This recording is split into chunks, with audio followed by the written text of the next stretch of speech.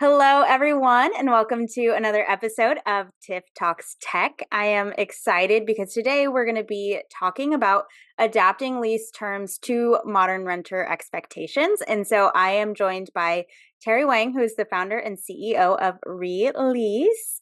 And I'm really excited to dig into this. I know you've done a ton of research about what renters expect and want these days. And I would love if you could just share some of your background and how you got into all of this. Yeah, thank you so much for having me on the show. It is fantastic to be here, and I'm super excited. Just a quick little heads up, we went through a little bit of a rebrand, so if you've never heard of us before, there may be more than one reason for that. But my background wise, I've been in and around tech now for years now, for probably the last 5, 6 years. Initially, all B2B SaaS, everything from logistics to prop tech to healthcare. I've seen a little bit of it all. And then once we started seeing kind of this trend happen with changing lease terms and changing expectations, both from a renter perspective and also from an operator perspective, we thought in 2022, hey, like this is the time to capitalize on this. This is the time to be solving this problem. We started Release. At the time, we launched it as Keys. We rebranded it since, and it's been a roller coaster of a ride ever since. Yeah, definitely. So what kind of led you to get everything started? I know, like I mentioned, you've done a ton of research behind this topic. And so can you share a little bit about that? Yeah, for sure, for sure. So, I guess even before we get into that, it would help to give a really high level overview of exactly what we do, right? So, what we saw was that there was a gap forming between the types of lease terms that renters wanted. They were moving around more frequently. People are changing jobs more frequently. Their lives are changing more frequently than ever before. And they need a level of flexibility in their leases that 12, 14, 18-month leases just don't provide, right? And from an operator perspective, well, you do want those 12, 14, 18-month leases. You do want that stability of income. You don't want to be worried about turns. You want to know when people are coming in and out, right? So between those two factors, we saw a kind of gap forming in the middle, and we sought out to create a product that could provide flexibility for renters while simultaneously protecting cash flow and protecting against vacancy risk for owners. So in terms of what led us to start this, really it wasn't the research. The research kind of I think came about a little bit afterwards, after we had already kind of understood the problem. I think we understood it intuitively, both as renters ourselves, but also having worked with operators, right, and having worked very very closely with operators both in the 55 plus space, in general multifamily, and in senior living as a whole, where we just saw this type of need, where we just saw this need happening, right? And once we kind of already knew that there was this problem kind of in our lives and the lives of customers that we were working with, I think it made it much easier for us to look into the research and say, hey, well, is this a trend that's really happening? Is what we've seen kind of anecdotally representative of a bigger statistical trend, or is this just kind of a one off and this is a quirk of the last 2, 3 years? Right. Yeah, definitely. So what are some of those trends that you've seen? Like, are there some common reasons that the typical 12-month lease is not really cutting it anymore and that people are wanting that more flexibility? Yeah, so I think that's a fantastic question, and to be brutally honest, we're still learning so much about that, and human behavior is complex and it changes every single day, right? So Yeah. this is not a final answer, and this is not like me saying this with 100% certainty. I think it's foolish to ever think that you have certainty around these things. But what we're starting to see, I think it comes down to the major parts of people's lives, right? Yeah. Ultimately, I think it's people's jobs, it's people's relationships, it's people's kind of professional lives in terms of whether they decide to go back to school, depending on whether or not they see greater opportunity in different spaces, and being more open to kind of these types of big decisions. I think a major motivator in this has been post pandemic.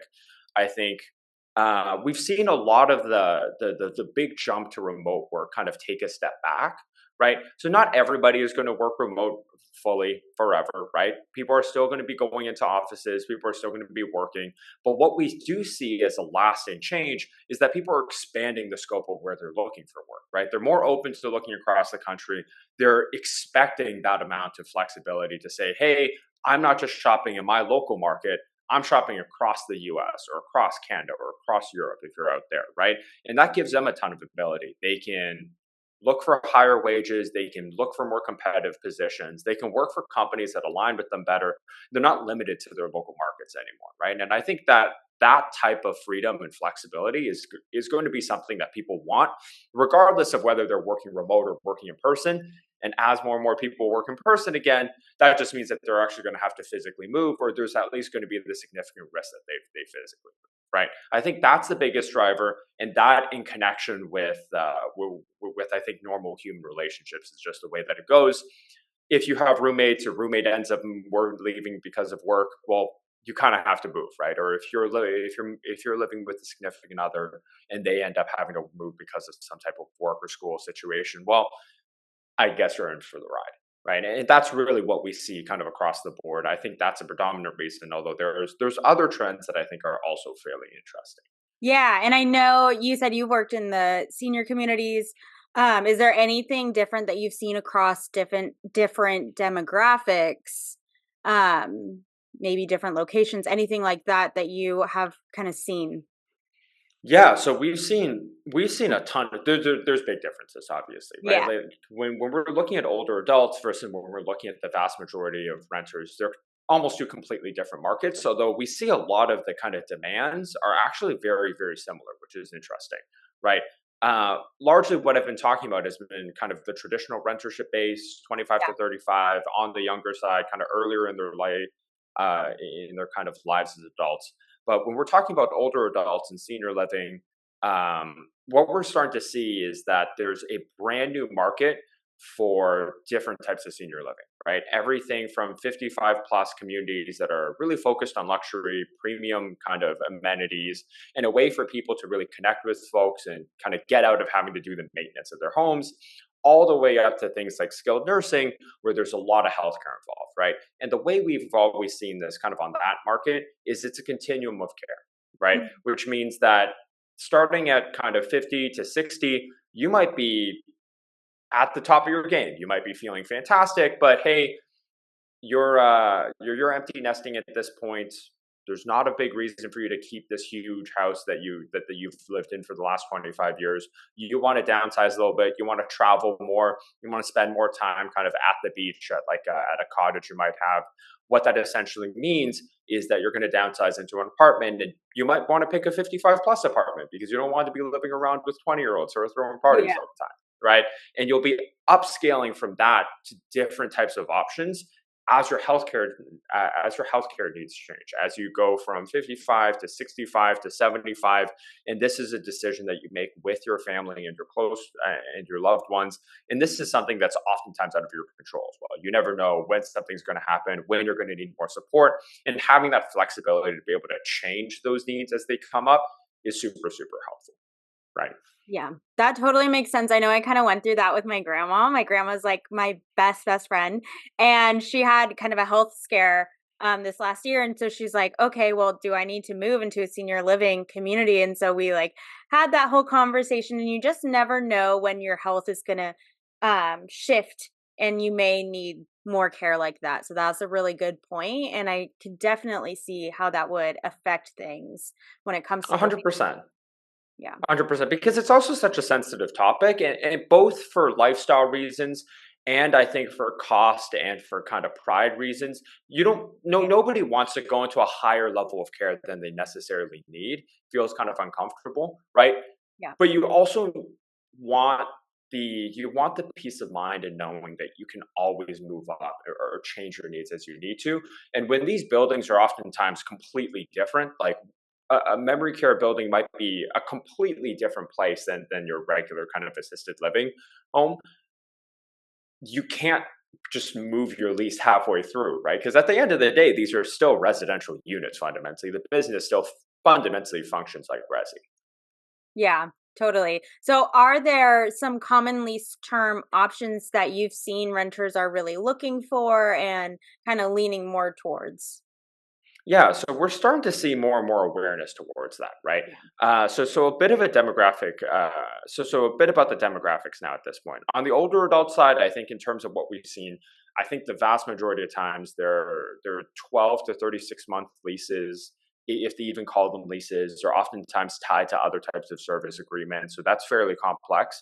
And there's a whole industry behind that. But when we're talking about the general renter kind of rentership base, um, right now we're starting to see that kind of generational shift. We're starting to see kind of millennials age out. We're starting to see kind of our generation start to purchase homes, start to kind of move on in their lives, start to kind of spread out throughout all their different things. And we're starting to see kind of a new generation coming in. And we're kind of at that turnover point, right? Yeah. And I think alongside that, we're starting to see kind of new types of demands coming in. I think there was a big growth in like ultra short term, like almost vacation rentals. That's a completely different segment that we've seen. I'm definitely not the expert when it comes to that. Like anything from like a couple weeks all the way up to even like a month or 2 months, I'd say I'd consider fairly short term. There's been a big growth in midterm rentals, which is anything from I think about 2 months all the way up to about 8 months.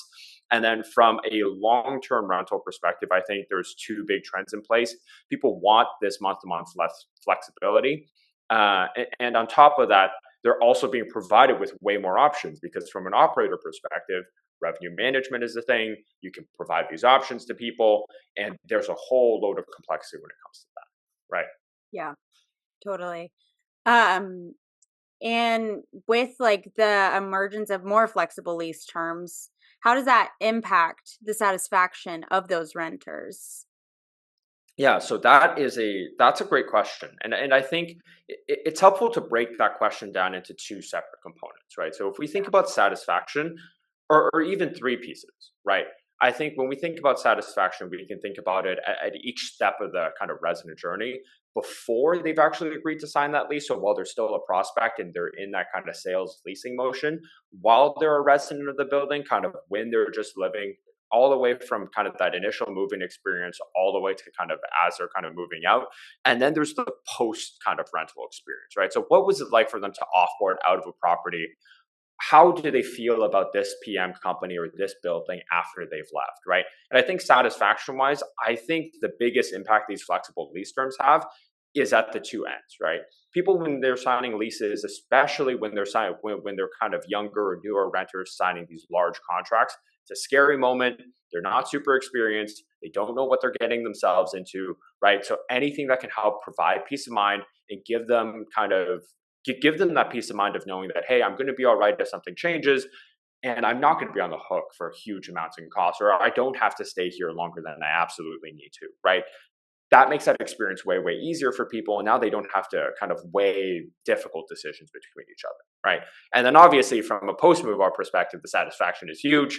You can imagine it's not easy telling somebody, hey, you got to pay, what is it, $6,000, $7,000 in lease break fees, and you're trying to collect on that, and they're trying to weasel their way out of it. And the next thing you know, everybody's unhappy about it. So if you can provide a way for them to leave happily, for them to feel great, and for the buildings ultimately to be covered, I think there's a huge benefit when it comes to renter satisfaction. Yeah, totally. And I think this is just my uninformed opinion, but when people are trying to break a lease, it's usually because of factors out of their control or they're not happy with something. It's already, there's some kind of friction there. So having the flexibility to do what they need to do is just going to make everybody happier in the long run. 100%. 100%. And we get heard, we get asked this all the time, right? Like, hey, if we implement something like this where we put in more flexibility, is it going to cause us to have more frequent turn, right? And I think that's a really, really logical question. And I think it's a logical fear. Ultimately, what we found though is that residents don't actually like to move, No, right? it's a Like, pain. it's a pain. It's a Yeah. huge pain. It's a huge pain. So when people find somewhere where they're genuinely happy, and nobody signs leases unless they're genuinely happy with the place, and they're living their life, and all their furniture is moved in, and they've built in their circle on that side, the last thing they want to do is actually to move, right? But when that does happen, when something changes, when there's something bigger that happens in that community, you trying to hold them back is not going to actually cause them to not move. At best, they're going to be frustrated and they're going to end up paying that fee. Things will be fine. At worst, you've just created a skip on that side. You've gotten a bunch of bad debt you've got to collect on, and you've probably got some reviews coming in that are not going to be fantastic, right? Yeah, that's a really great point, and I think that is kind of taking the mindset of putting the resident first rather than Mhm. what we think is the best. 100%. 100%. And I think there's also a human element to it, right? Where I think individual building managers, community managers, leasing leasing staff, they're pretty good at it because you're in the building, you're working with the folks every single day, you understand it. But when it comes to company policies at kind of larger management groups, what ends up happening is that there's just a natural disconnect that happens when you haven't talked to a resident in 3 or 4 years, right? Or in the case of senior management, maybe it's been 20, 30 years since you've actually stepped foot into the buildings and kind of had that day-to-day interaction, right? So having that ability to connect with the residents and understand them at a human level and to apply that at a systematic level, I think is really, really important. Yeah, definitely. So what role does tech play in being able to offer that flexibility? So that is another great question. I don't think that tech is necessarily the first thing you should think about when it comes to implementing this, right? I think tech is an enabler. Like at this point, we're in 2024. What doesn't have tech in it, I think, is the better question. So it's not Yeah. how can tech how can tech play a part in it, but rather, hey, this is a goal we want to set out. What partners can we bring in to kind of help to kind of make this happen?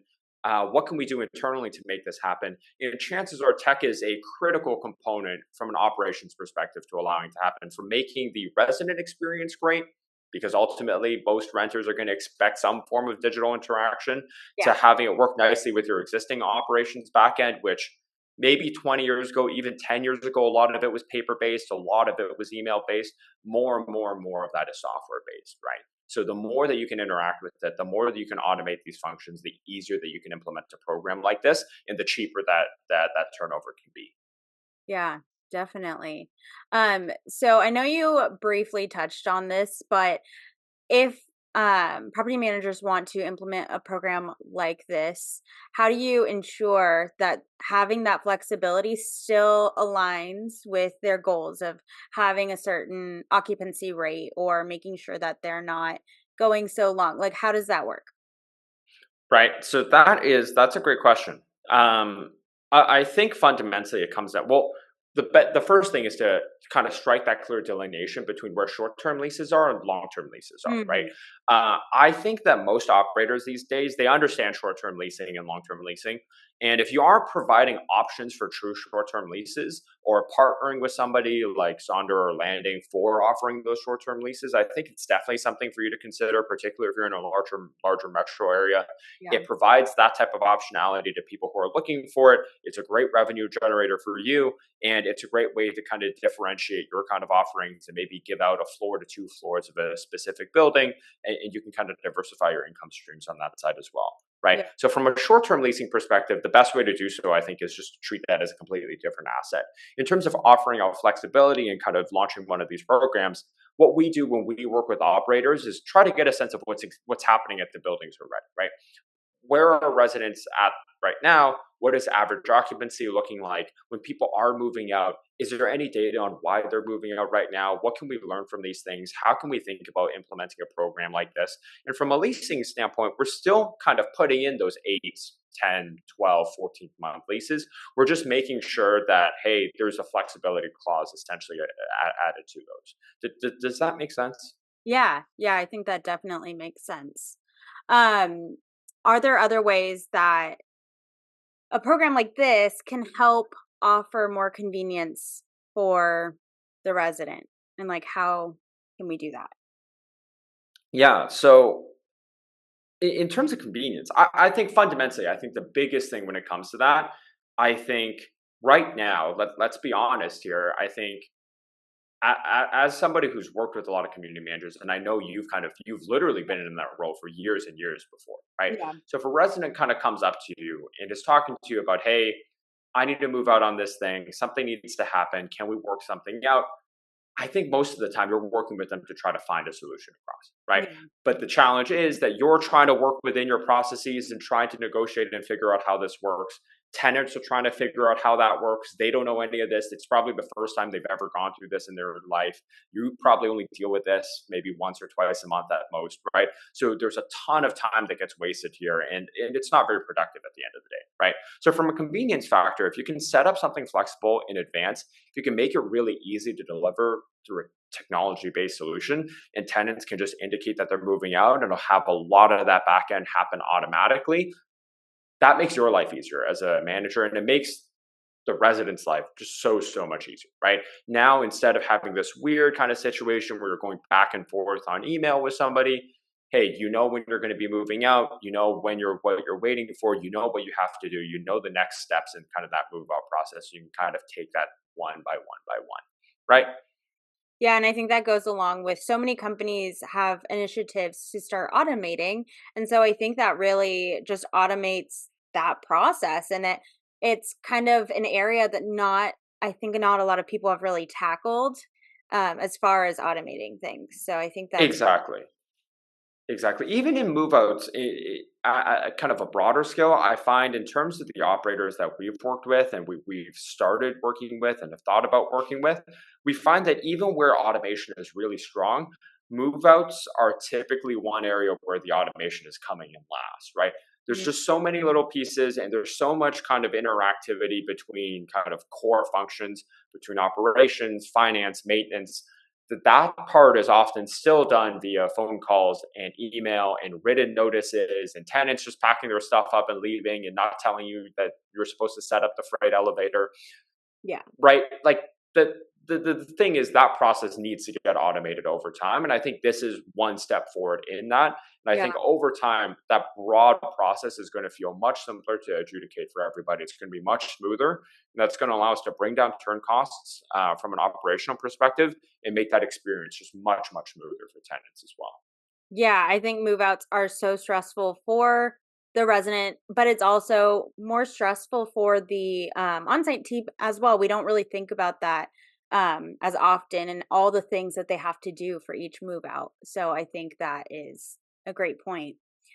I want to dive into a little bit about data and analytics. How can property managers use data to kind of determine those most popular lease term options and kind of work with that to create, I don't know what I'm trying to say, like create a better plan for their prospects and residents by using that data? Yeah, so that is a great question. That's a great question, and I think one of the first challenges, like when it comes to when it comes to data, this is an area that's pretty close to heart for me. I think the number one thing is to make sure you're actually collecting data properly, right? Mm, Uh, the golden axiom when it comes to analytics is garbage in, garbage out. yeah. So if you are not collecting the things accurately, if it's not consistently kind of being collected and being done so in a quantitatively, in a statistically significant way, then what ends up happening is whatever results and kind of insights you're trying to derive out of that data are going to lead you astray, right? So before we think about how are we going to use analytics and how are we going to use data, I think it's really important to set up an audit process to understand, hey, this is the problem that we want to capture and understand this is the type of data we want to look at. How are we collecting this? If we're not collecting on it properly, then hey, we can't analyze it right now. We actually have to change the way that we're collecting, implement new processes, tools, tools and processes essentially to collect that data better, to feed it into a home. And then, hey, over the next 12 months, as we're collecting this data, we can look back on it and analyze it, right? So for this specific example, in terms of what lease terms are most popular, we can look at we can look at a variety of things, both at what renters are actually signing for, what they're looking for. But I think more important to that, because most operators aren't actually offering all these options, is to get a sense from leasing agents and on-site leasing staff, what are tenants asking about? What are they looking for? And what is the first length that they are really instinctively kind of pushing towards, right? And that's really difficult to answer because a lot of that data is qualitative. A lot of it is tied up in like very hard to analyze email chains and kind of phone conversations and conversations while somebody's filling in paperwork post tour, right? Those are the things that you really want to track and understand. Obviously, kind of from our perspective as a third party vendor, we can look kind of broadly, look at kind of different lease terms and look at move out and break data across dozens and dozens and dozens of operators and take a look at how the market is doing as a whole. But I think individually, if you want to go with something, I think you want to go through, audit that kind of collection process, find out exactly what you're trying to investigate, set up a process to collect that, set up a time frame that you want to analyze it, and then really jump into things from that point onwards. And there's so much intricacy when it comes to each and every one of these pieces. Yeah. Is there any kind of specific KPIs that you recommend people look at, or is there anything in your platform that you kind of direct people to in order to do that? Yeah, so there's lots of KPIs to look at, right? And I think from a kind of high level perspective, when we're looking at kind of that big NOI number, I think I'm not the expert when it comes to it. There's folks kind of on the finance asset management side that've been doing this for decades, and they have a very good idea of exactly what they need to be hitting. Kind of internally, when you're looking at this very specific problem of looking at flexibility, looking at breaks, I think there's two fundamental ways of looking at it, right? We can look at it from an opportunity loss perspective of, hey, how much money are we leaving on the table by not offering additional options like this and providing additional value to renters? And then I think the second metric we could be looking at is looking at where our break and skip rates are right now. So one of the things we always go into, if you think about kind of those two metrics that I just laid out, one is a revenue add and one is kind of an expense subtraction. So on the expense side, it's fairly simple.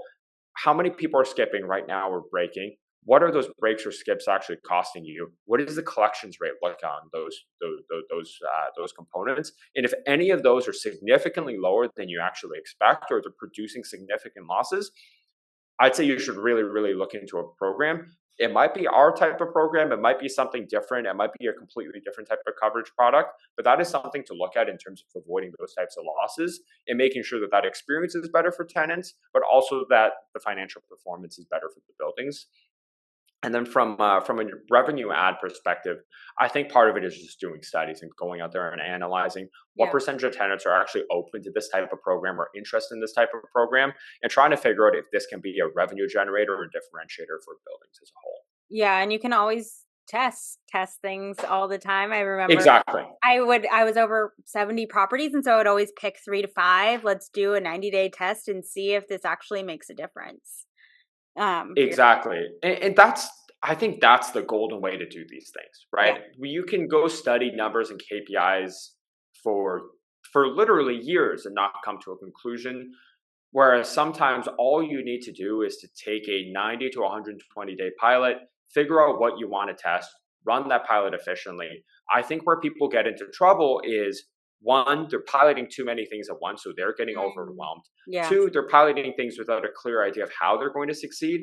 And then three, they're piloting things without investing enough into that pilot so yeah, that it has no chance of succeeding, right? And all those three things you have to do well to give to give a pilot of like a fair shot of either succeeding or failing against your benchmarks, right? yeah, yeah. I mean, I can think of examples like working at BetterBot. We've had people set up bots and not put in the information that it not give enough information, and so they're like, the bot's not working, and we're like, well, you didn't give us really any information to put in there, and that's why it's not working. So, like, you really do need to have the time to dedicate if you're going to pilot something. Have the A time to hundred look at that percent. reporting and implement it right. 100%. And it doesn't have to be a ton, but I Yeah. think a golden thing that we look for is it doesn't have to be a huge time commitment, but realistically, 15 to 20 minutes of a weekly kind of touch in. Every company I think today does a reasonably good job at onboarding and initial training and kind of kickoff. Where things start falling off is in kind of the week to week kind of challenges that happen, right? Yeah. So checking in with the team every single week to make sure that, hey, is everything coming along according to plan? Are the things that we're expecting to happen?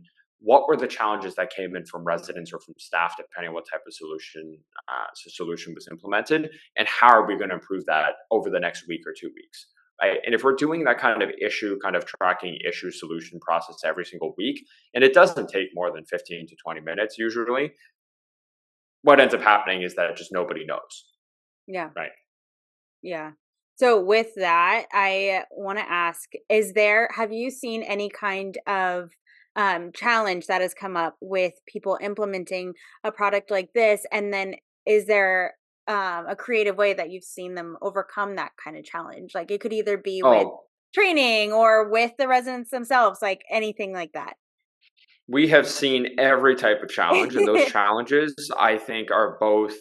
A lot of them are caused by us, frankly, right? And I think that's a really important thing when you're looking at when you're working with vendors. I Mm, think really great vendors. I don't like to toot my own horn. I don't know if I'm a really great vendor or not, but I think really great vendors know that they screw up a lot, Yeah, right? And sometimes a product just isn't quite working and it needs to be tweaked. Sometimes a training process isn't quite delivering what it needs to deliver, and more depth needs to be provided on that side. And yeah, sometimes just you have to go that extra mile, right? On other times, there just might be a misunderstanding. There's not enough kind of touch points in place, or the program might fundamentally be set up in a wrong way, right? So when we're talking about the specific situation with kind of flexible leasing as a concept, one of the big challenges we saw kind of immediately is one, not being clear enough to tenants about what this program is and what it covers. Right. So for our product specifically, I can't say this about every product out on the market, but we provide a huge breadth worth of claims, right? I think one of the worries that happens every single time you're working with a financial product, a risk transfer product, is that, hey, is my claim going to actually be paid? Is there going to be a ton of conditions put on it? Am I going to yeah, have to argue with somebody on the phone over it, right? One of the things we realized right off at the very front is that that experience has to be perfect, even if the pricing is higher, right? And we would much rather have higher pricing that is harder to discount if we can have a better claims experience and a better payment experience on the back end, right? So yeah, how can we cover the vast majority of great situations that people find themselves in? How can we make sure that that experience is as smooth for people as possible and they're not stuck there kind of talking to an automated phone line as long as possible, right? And then how can we communicate that over to residents when they're in the buying journey, right? yeah. So that comes down to working with leasing agents to where they know how to communicate it, working with the kind of marketing teams to where this is presented in on their marketing material properly, and then making sure it's communicated in the actual sign up process for the program to where you know, hey, this is how the program succeeds. The other big challenge that we've seen, typically we find opt-in programs to be much less successful than opt-out programs because Mm, they just incentivize completely different things, right? From an opt-in perspective, the most basic way to think about this is if it's an opt-in program, no residents are enrolled by default. It's an option that everybody has to say, hey, I want this. I'm going to put in my payment information and purchase this additionally. Whereas an opt-out process, everybody is enrolled by default, and yeah, then residents always have the option to kind of leave the program if they don't want to. We find the opt-out method works so much better. It gives property managers a lot more power in terms of advertising it freely to people, in terms of showcasing the benefits, and then you still have that out for residents at any given point if you don't want it, right? But what that does is it makes adoption way higher. It makes the risk lower for everybody. It lets us bring pricing down, and I think it makes the experience of buying just much, much more fluid for folks. yeah, that's a really great tip. With all the tech that is out here today, do you see any trends or foresee anything that is going to shift the way runner expectations are and could be in the future? Yeah, so there's so many trends happening right now, right? And I think real estate is really interesting because I think almost every trend kind of overlaps with how people live. So I think we're going to see a lot of these components, right? From the very physical in terms of EVs becoming more popular, in terms of power sources changing, and people looking for kind of more sustainable options when Yeah, they're renting. That's a change that's going to happen at the building level. But kind of at the operations level, I think there's so much technology that's kind of shifting right now. I think there's going to be a huge influx in AI companies, I was just going to ask, do you in think AI that companies AI is going to jumping play a into part? things. It will play a part. It will certainly play a part, right? And I think the way to look at it is that AI will be very much like software. Most consumers are not looking for software. They're looking for great experiences and they're looking for great products when they want those products. And the software and the AI has to be conducive to them getting there, right? There's going to be some, I think, great AI products that people specifically go to, Yeah, right? Whether it'll always be ChatGPT or whether it'll be something else entirely, I'm not sure, right? But I think there will be some consumer wins on that side. But I think for the real estate industry, I think what we've got to keep in mind is that the last thing any renter wants is for a currently great experience to get kind of taken down two notches by kind of throwing AI in there yeah, haphazardly, right? So a good example of that. hey, why don't we replace some of our human call volume with AI dials, right? Great, it costs some it cuts cost on that side, but what ends up happening is that I think from a renter perspective, you're just lost, right? Yeah. And I think those are the changes that can be negative, and I think to really, really watch out for. But there's so much that AI can do, kind of at the process level, in terms of making automation more efficient, but also making it way more flexible for people when they want to automate a process that can't be rigidly defined, right? Yeah, definitely. I feel like AI phone answering is a little bit like a phone tree in a sense. It can do a little bit more, but it can be just as frustrating too. So I think just Oh, making sure. 100%, and it can be completely wrong, right? So Yeah. that's the challenge on that side of making sure that experience is really great for people. One of the areas I think AI is going to do a fantastic job with is that I think, or I hope at least, it'll make it easier for people to understand what they're actually looking at, right? And I think this will be really, really important, both from a resident perspective, as they're shopping for new buildings, as they're figuring out what to do, as they're trying to figure out what they need to do from a maintenance perspective.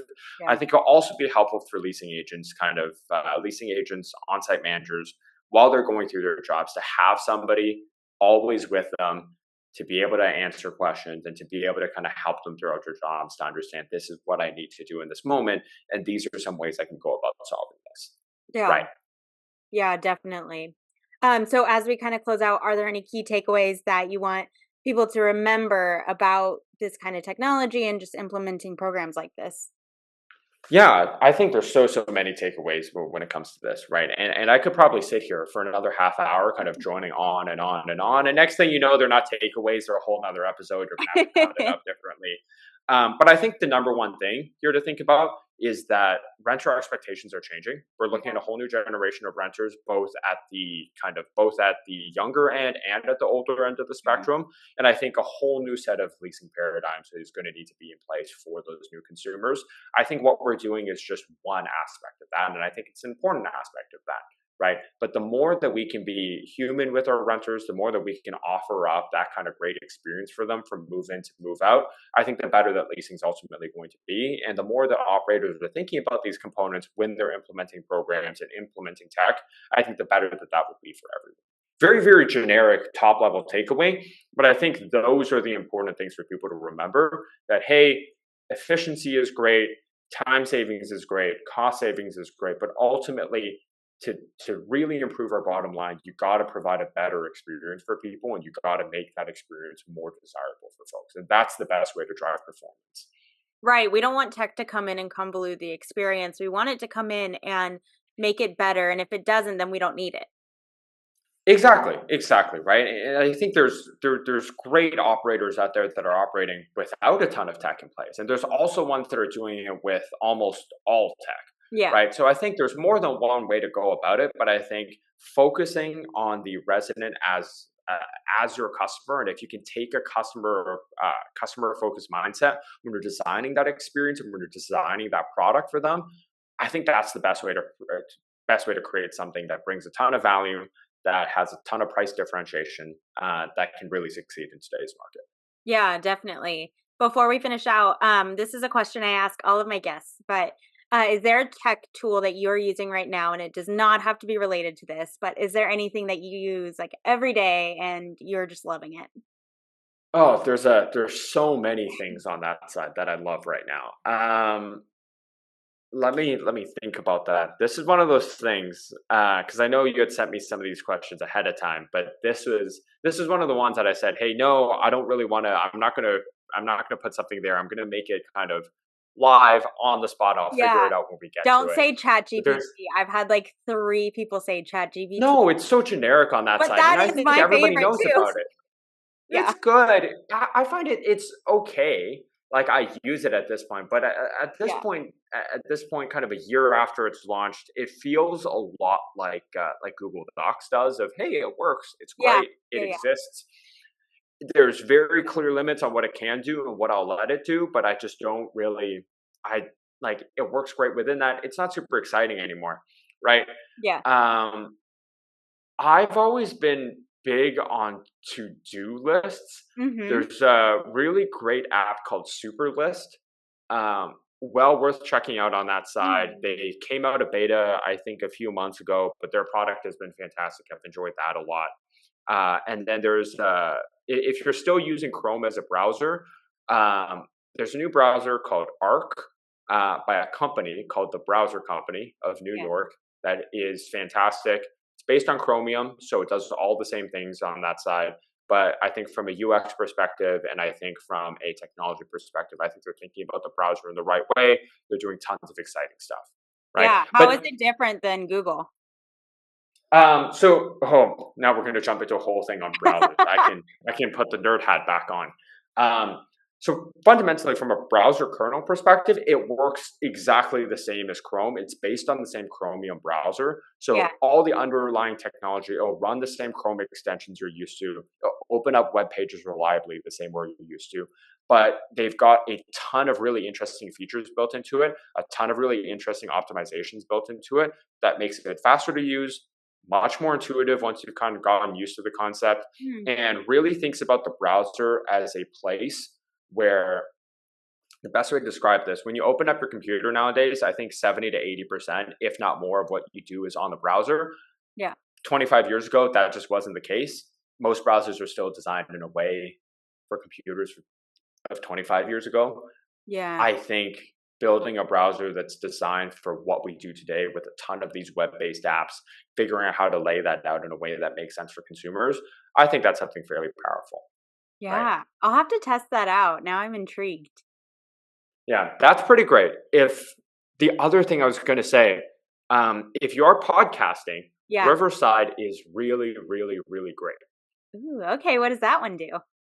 So, and now I'm just throwing No, I software think out this there. is good though because I love learning about new tools out there that I could just start using today. So I think that's Yeah, so Riverside is fantastic, and it's great. It's great for any type of recording that you're doing over the internet. So the thing is, Zoom works. Everybody knows how to use it. Like we're on Zoom right now, yeah.